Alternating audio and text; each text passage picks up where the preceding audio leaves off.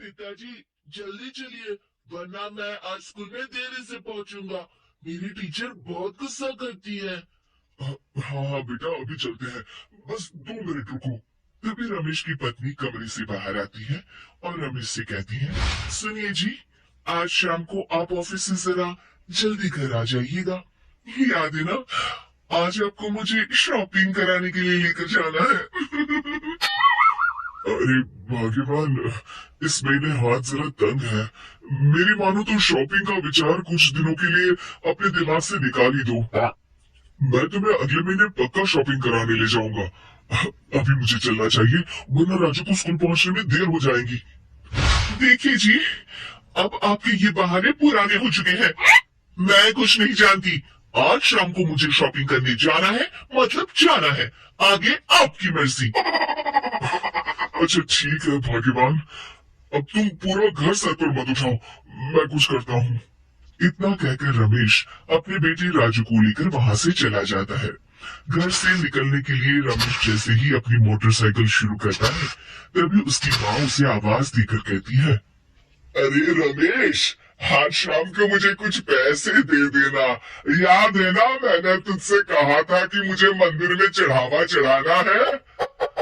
अरे माँ, मेरी तनख्वाह आने में अभी 10 दिन बचे हैं। अभी मेरे पास बिल्कुल पैसे नहीं है।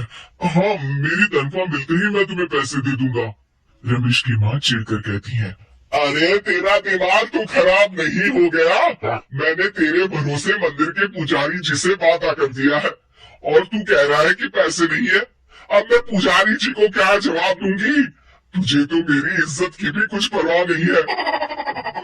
अच्छा ठीक है माँ, अब तुम गुस्सा मत करो, मैं शाम तक कुछ इंतजाम करता हूँ। इतना कहकर रमेश वहां से चला जाता है। फिर दोपहर को जब रमेश अपने दफ्तर में बैठा होता है, तब उसे अपनी पत्नी और माँ की बातें याद आती है। रमेश अपने दफ्तर के एक साथी मोहन से कुछ रुपए उधार मांगता है। अरे भाई मोहन, मेरा एक छोटा सा काम कर दो, मुझे कुछ रुपयों की सख्त जरूरत है। मुझे कुछ दिनों के लिए क्या तुम रुपए उधार दे सकते हो? अरे रमेश भाई, मैं तुम्हें पैसे उधार तो दे सकता हूँ, लेकिन मुझे वक्त पर पैसे लौटा देना। वैसे भी मेरा मानना है कि दोस्ती यारी में कभी पैसों का व्यवहार नहीं करना चाहिए। ये कहावत तो तुमने सुनी ही होगी कि उधार प्रेम की कैंची है। मैं नहीं चाहता कि पैसों को लेकर हमारा रिश्ता खराब हो। अरे मोहन, तुम बिल्कुल चिंता मत करो, मैं तुम्हारे पैसे वक्त पर लौटा दूंगा। फिर मोहन रमेश को पैसे दे देता है। शाम को घर आकर रमेश कुछ पैसे अपनी माँ को देता है और साथ ही अपनी पत्नी को भी शॉपिंग कराने बाजार लेकर जाता है। रमेश की पत्नी और उसकी माँ का स्वभाव जरूरत से ज्यादा खर्चीला होने के कारण दोनों हमेशा बेवजह पैसे खर्च करती हैं। फिर एक दिन, सुनिए जी, अगले हफ्ते हमने छुट्टियों में कहीं बाहर जाने का प्लान बनाया था। आपने पैसों का इंतजाम कर लिया ना? अरे अभी कहाँ, अभी तो मेरे पास बिल्कुल पैसे नहीं है। हम कभी और चले जाएंगे। देखिए जी, मैंने सभी सहेलियों से कह दिया है कि मैं बाहर घूमने जा रही हूँ। अगर मैं नहीं गई तो सब मुझ पर हंसेंगे। आप कहीं से भी पैसों का इंतजाम कीजिए जी। इतना कहकर रमेश की पत्नी वहां से चली जाती है। वहीं दूसरी तरफ रमेश की माँ भी तीर्थ यात्रा जाने की जिद करती है और रमेश से पैसे मांगती है। फिर अगले दिन रमेश एक सेठ से पैसे उधार लेकर अपनी पत्नी और बेटे को घुमाने ले जाता है और अपनी माँ को भी तीर्थ यात्रा पर भेज देता है। लेकिन जैसे ही रमेश अपनी छुट्टियां बिताकर वापस आता है, कर्जदार उसका जीना मुश्किल कर देते हैं। इतना ज्यादा कर्ज एक साथ अपने ऊपर देख रमेश काफी परेशान रहने लगता है। फिर एक दिन राजू की स्कूल की फीस वक्त पर न भर पाने के कारण रमेश को स्कूल में बुलाया जाता है। स्कूल के प्रिंसिपल साहब रमेश को सख्त हिदायत देते हैं कि अगर वक्त पर स्कूल की फीस नहीं भरी गई तो उनके बेटे का नाम स्कूल से काट दिया जाएगा। अपने बेटे की स्कूल की फीस भरने के लिए रमेश अपने दोस्त गिरधारी से कुछ पैसे उधार ले लेता है और स्कूल की फीस भर देता है। रमेश की माँ और उसकी पत्नी खर्चे और घर की जिम्मेदारी संभालते संभालते धीरे धीरे रमेश पूरी तरह कर्ज में डूब जाता है और तभी एक दिन दफ्तर में काम करते समय रमेश की तबीयत अचानक बिगड़ जाती है और वो बेहोश होकर गिर पड़ता है। उसे जल्दी से पास के एक अस्पताल में भर्ती कराया जाता है।